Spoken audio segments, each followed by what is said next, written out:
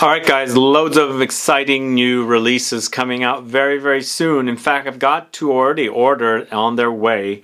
But I wanted to put together a video of new exciting fragrances launching now in 2020, now that we are in 2022. Did I say 2020? I'm mixing up years. We are in 2022 and there are many new fragrances coming out, very exciting ones, so find out what they are coming right up.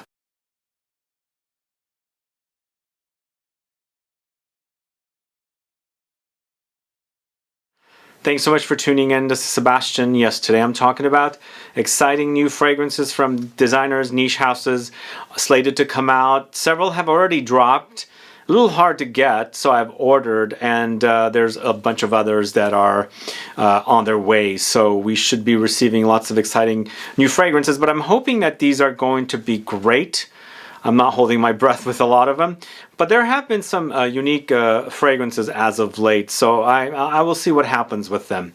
Either way, I'll let you know before I do if this is your first time tuning in. As always, if you haven't subscribed, please do subscribe. Click the link in the info box and also click the bell so that you'll be notified for future videos and giveaways. So let's go ahead and get started. First one I'm going to talk to you about is Tom Ford Costa Azzurra Parfum. So there's a Parfum version of Costa Azzurra coming out. Costa Azzurra used to be in the private blend, went to the signature line early last year. Now, a year later, we're getting a Parfum. I don't think this is a very popular fragrance. Personally, I don't see, it doesn't have the hype that something like Ombre Leather has. Even it doesn't have the hype like Beau de Jour has. I don't know, if you're a fan of this one, let me know if you are. But, you know, I'm still anticipating it. I'm curious to find out what they are, and we shall see. But, you know, I've already pre-ordered it, is what I should say, and I want to find out. Because I do enjoy the smell. I don't love it too much, but here's the thing. I had the Aqua version, and I much prefer the Aqua version against the original version, which is in the Eau de Parfum. So this Parfum, we shall see what it's all about. But it's selling currently at 100 ml, $210 on the Tom Ford website. I couldn't find any notes, but it's an aquatic, kind of a cypress fusion. So, you know, we shall see what they do with the Parfum. The last Parfum version they launched from a signature line, which was the Ombre Leather, didn't really do it for me much, so we shall see how this one is. But I have a feeling, since I don't love the Eau de Parfum as much as I love the Aqua version, I might enjoy the Parfum of this one. Who knows? But this is in addition to the 3 rose fragrances, rose garden fragrances that are slated to come out. I did a separate video on those 3 fragrances from Tom Ford Private Blend Collection, Rose Garden Collection, which includes Rose de Russie, Rose de Chine, and then also Rose d'Amalfi. So those 3 fragrances I have a separate video on. If you're curious to find out more about those 3 rose-themed fragrances, go catch that video. The next fragrance I'm going to talk to you about is Dior Homme Sport 2021. Although, you know, I'm just finding out about it early in 2022, so how could it be called 2021? Maybe they just put it out right at the end of the year. But I've pre-ordered this particular fragrance as well. And out of the entire collection of Dior Homme fragrances, Sport is my least favorite. At least I have it, I like it, but I don't reach for it much. The original version, which in that particular version came out like 3-4 years ago. So hopefully this will be better. It seems like it's created by Francois Demachy. This must be his very last fragrance that he worked on before he left. And it's currently selling for 125 ml for $115. And it's Eau de Toilette concentration. And the notes are bergamot, Elemi resin, pink pepper, frankincense, and woody notes. And the model for the fragrance is Robert Pattinson, who is in the new Batman, which I'm excited for. I'm a DC kind of guy. I love my Batman film. So this film is very exciting for me, because the reason I'm bringing him up is because there's another perfume that I'm going to talk to you about who is also in that film, but we'll get to that in a bit. So either way, Dior Homme Sport 2021 is launched. Are you excited for this particular fragrance? Are you excited for the Tom Ford? Next up, it's Cartier Declaration Eau Fraîcheur. So this is probably flanker 100 from this particular collection. Since the late 90s is when the original Declaration came out, and now we've got one called Eau Fraîcheur, which isn't that expensive. And I also, when I was putting the notes together for this video, I noticed that it's already selling at Neiman Marcus. 100 ml, $100. Eau de Toilette. I couldn't figure out the notes though. although I probably missed on these notes. But if it says Fraîcheur, I think it's a very fresh take on the original, I'm assuming, and that bottle is beautifully green, so I'm curious to smell it. But I don't know, these flankers tend to be just a little too redundant sometimes for me. But this particular one is created by Mathilde Laurent. The original declaration was created by Jean-Claude Elena. So speaking of that other Batman film, the Batman film that's coming out, Yves Saint Laurent has a new flanker for black opium, which is called Illicit Green. And the spokesmodel for this is Zoe Kravitz, who's also in that film. So this new version, I'm really looking forward to. Not only is it because Nathalie Lorson created it, but it has some unique notes. Very unique notes with this coffee. And this black opium series of fragrances, there's nothing like the original opium series. This series seems to be coffee focused, and they've got the coffee here, but it seems like they've got figs listed in the notes as well, which I really enjoy in fragrances. I enjoyed the Eau de Parfum Extreme that came out last year. I really liked it, and even though it's targeted feminine, I think they're gourmand enough. Unisex? I don't know. We'll see. But this particular version, Black Opium Illicit Green, which I don't know where they get these names from for these fragrances, sounds really nice because of the figs. Fig leaf, fig fruit, coffee, vanilla, patchouli, orange blossom, jasmine, mandarin, and pear. So there's green touches, but lots of fruity touches with that vanilla, coffee, patchouli combo. Sort of kind of seems like it's perhaps going into the Mugler Amen series. And also, this particular fragrance is kind of reminding me of Jean-Paul Gaultier's Cocorico. I can't remember the exact name. I have a bottle stored away. It's reminding me of that because that particular fragrance was patchouli, chocolate, and fig leaf, although this one has the fig fruit along with it, but sort of kind of brings back memories of that particular fragrance. Let me know if you're a fan of the Black Opium series of fragrances. Did you try Eau de Parfum Extreme? I did enjoy that particular version, and I'm looking forward to this particular version as well. Not only because it Nathalie Lorson created, but also because, you know, I like these notes. The next fragrance, Gucci cranking out the freaking flankers for the Guilty series. So Gucci Guilty Eau de Parfum Intense Pour Femme. Long ass name, excuse my language. This is 90 ml, $140. It's currently selling at Macy's. I'm hoping it's good. Some notes sounds great to me, but you know, I enjoyed the Absolute fragrances a lot from both men's and women's collection, but some of the others have been really, I don't care for them at all. Even the Cologne I enjoyed and the Oud I enjoyed, but the recent launches have not been that great to me. This seems like it's going to be interesting. Violet, Mandora fruit, Litchi fruit, Patchouli, Plums, Vanilla, Vetiver, Ylang Ylang tuberose. Who knows? Macy's is so close to my studio, I'll just hop over and go check these two out very soon to see if they are great or not. But they are launching, or they've already launched. But let me know if you've sampled them. Are you tired of the Gucci Guilty series of fragrances? I really am. Give us a new series of fragrances, please. But I'm curious to sample this particular fragrance, and of course the men's as well. So the men's is actually called Gucci Guilty Pour Homme Parfum. I did not care for the Gucci Guilty Eau de Parfum that came out last year. This one does sound interesting, but once again, I'm always getting these fragrances and I'm being burnt because I don't like the way they smell. They smell very generic and, you know, very mass market and similar to other fragrances, which I don't quite like. But I'm hoping this is great. This one's actually a higher price than the women's, 90 ml for $155. Probably because we've got Eau de Parfum Intense for the women's and we've got Parfum for the men's, so the concentration is higher. So we shall see. Juniper, lemon, orange blossom, lavender, nutmeg, labdanum, musk, dry woods, patchouli. Sounds nice. We shall see. Hopefully it's great. I couldn't find a perfume for these two fragrances from Gucci. Most likely it's Alberto Moria's. Does anyone know? Alright, moving on to another launch of another series of flankers. This time Burberry Her in the Eau de Toilette version. It's interesting how brands make an Eau de Parfum and then they have to like go backwards and create a Eau de Toilette, which really doesn't really do that well. For example, they did it with Black Orchid for Tom Ford, which it's gone already. They've done it with Tom Ford's Vetiver for Men, which originally was Eau it is Eau de Parfum, which still exists.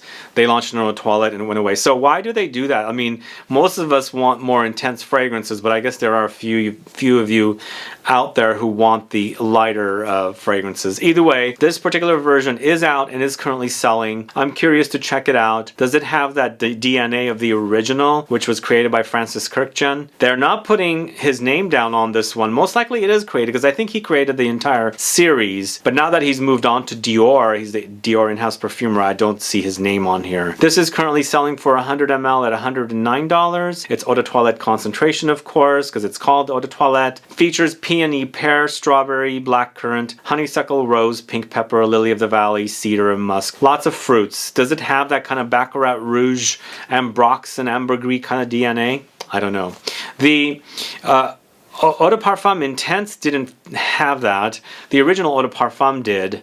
So I don't know. This one might not either. Who knows? But I'll go smell it.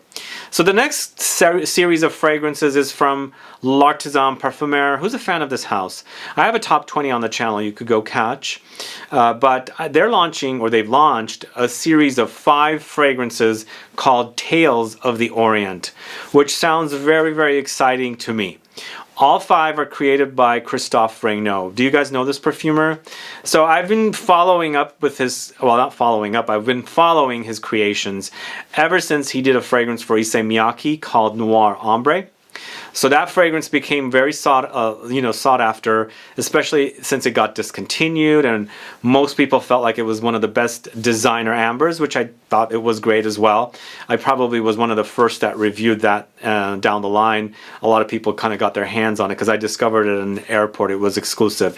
But now he's created all these fragrances in this collection called Tales of the Orient for L'Artisan Parfumeur, and I'm very, very excited about this collection. Last time his name came up was a video I did for Christian Louboutin in the Loubi World Intense collection, a fragrance called Loubi Charme. Although he did 2 fragrances in that collection, I like Loubi Charme more than the other. So these fragrances in the Tales of the Orient collection from L'Artisan Parfumeur includes Bois de Sables, I think that's how you say it, Bois de Sable. Cedar, oud, gurgeon balsam, vetiver, vanilla, sandalwood, labdanum, cypriol, gaiac wood, patchouli. Seems like a very, very woody concoction or composition with some sweet vanillic and balsamic notes in there. So this one, I'm interested in this one, but there are a few others that I like the sound of a lot more. The next one, the second one in the series of 5 fragrances of the Tales of the Orient, is called Comte de Levant. This one sounds really, really great, but it also sounds like Loubi Charme from Christian Louboutin. It's patchouli and rose.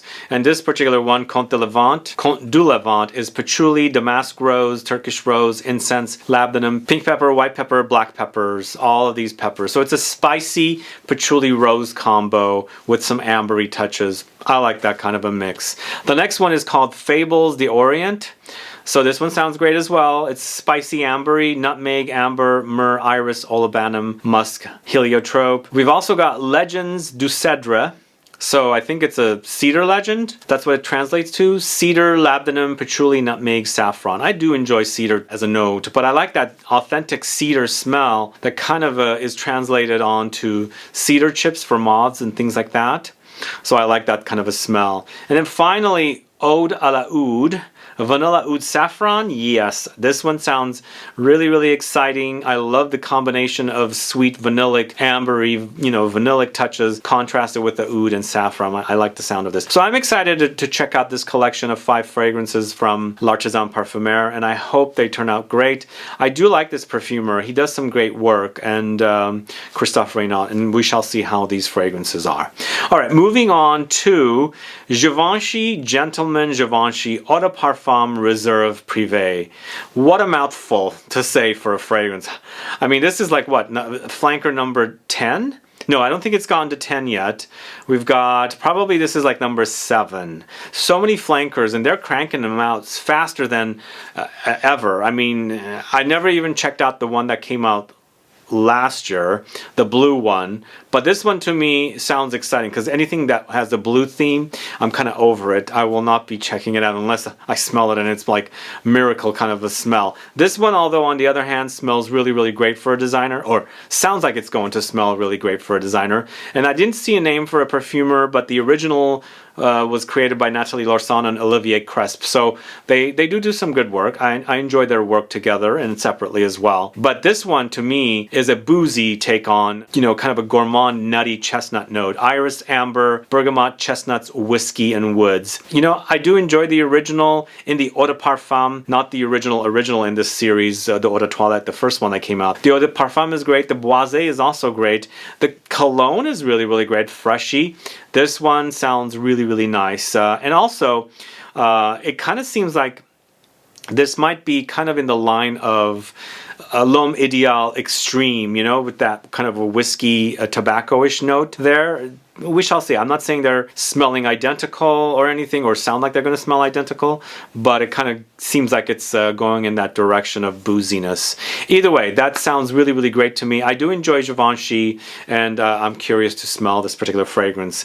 Next up, it's James Healy. They have a fragrance called Jasmine OD.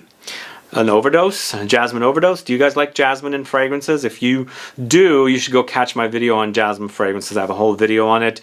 But this particular fragrance is a renaming of a former fragrance called Bubblegum Chic. Yeah, it makes sense to rename that name, although perhaps it was called Bubblegum Chic because it smelled like bubblegums. Who knows? But jasmine's a great, you know, smelling flower. I do love the way jasmine smells, and this sounds great. And I've smelled jasmine or the Bubblegum Chic in from this brand before, but I haven't recently. They sold it at Barney's, but no one sells it here nearby anymore since Barney's is gone.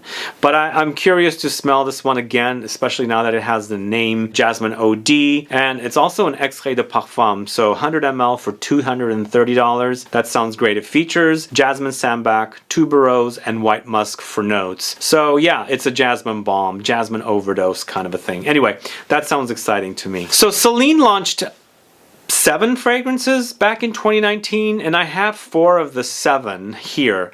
But ever since I bought 4 of them, the very first one I bought I really enjoyed.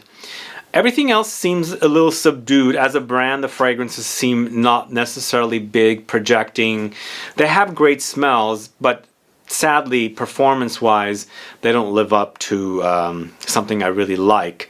But, you know, I do enjoy them as smells. But they have a new fragrance called Rimbaud. Hasn't launched yet, but it's announced. I'm looking forward to it.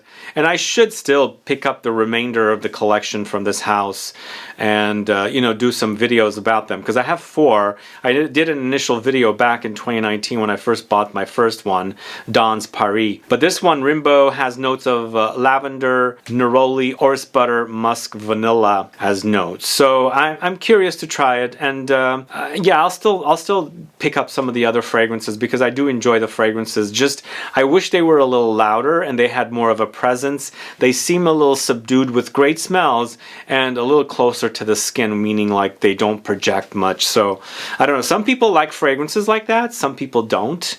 I'm kind of in between. I like them for specific occasions, but most of the time I want my fragrances to be loud and make a presence, you know, a statement or something. But either way, let me know if you're a fan of the Celine fragrances, and let me know if this one sounds great to you. Moving on to the house of Zadig & Voltaire. They've got 2 fragrances coming out, one for men, one for women, flankers to This Is Him and This Is Her series. The first one I'm talking about is This Is Him, Vibes of Freedom. So if you haven't noticed, This Is Him fragrances are all created by Nathalie Lorson, at least the ones that are credited. And then This Is Her fragrances are all created by Sidonie Lanceseur. So Nathalie Lorson created this one. It's cedar, patchouli, cardamom, frankincense, lavender, mandarin orange. So we shall see. The first one's the best one in this series. I really love that one. The flankers seem to be a little, not underwhelming, but just not as exciting as a smell. So we shall see how this one is. And then finally, the women's version is called This Is Her, Vibes of of Freedom. Again, Sidonie Lancesor, Chestnut Cream, Turkish Rose, Jasmine Absolute, Peony, and Pear. So who's a fan of Zadig & Voltaire fragrances? And are you familiar with the brand? It's a clothing brand from France. Their fragrances are pretty good. Yeah, I think they're pretty decent, and I'm looking forward to sampling these and hoping that they are great releases. Moving on to BDK, Ombre Safrano, I think that's how you say it, created by Julien Rasquinet, is a Harrods exclusive. So we won't be able to get our hands on this one unless you go to Harrods or order. 100 ml for $227. Saffron, plums, pepper, rose, frankincense, leather, oak wood, sandalwood, bourbon, vanilla. I do enjoy Julien Rasquinet's fragrances. This one sounds great. He does good ambers. He does good like ambery fragrances, warm, spicy fragrances. So this one sounds great to me. The plums sounds great. I'm hoping that I have the one he did for Van Cleef & Arpels. It kind of sounds like that a little bit. Maybe not. I don't know. But we shall see. Because that one's leather. This one does have leather. It also has bourbon vanilla, and that is called Orchid Leather. So does this one smell like that? I don't know. So hopefully it won't be similar to Orchid Leather, and they'll be different enough to own both.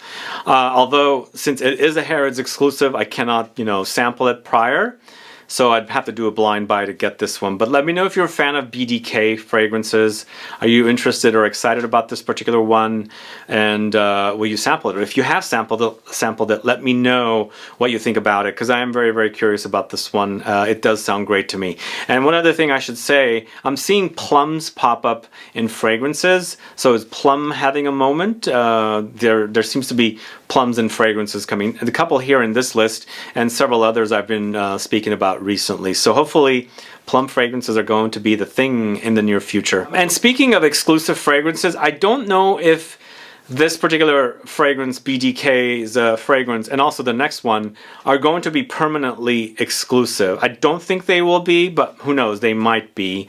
Because sometimes they're exclusive, and then they lose their exclusivity and are available everywhere. Like this next one, Maison Crivelli's Patchouli Magnetic.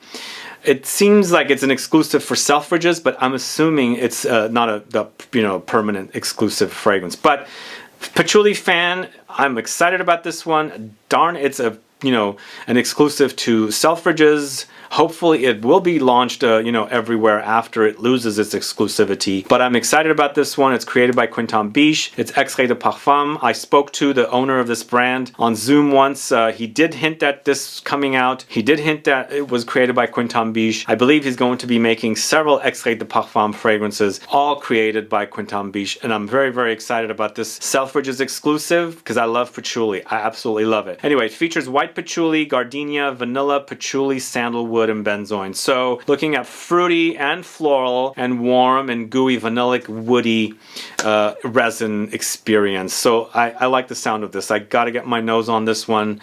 I really, really love patchouli, and this one sounds exciting. So this is $230 at Selfridges currently. Okay, moving on to Ex Nihilo Iris Porcelana.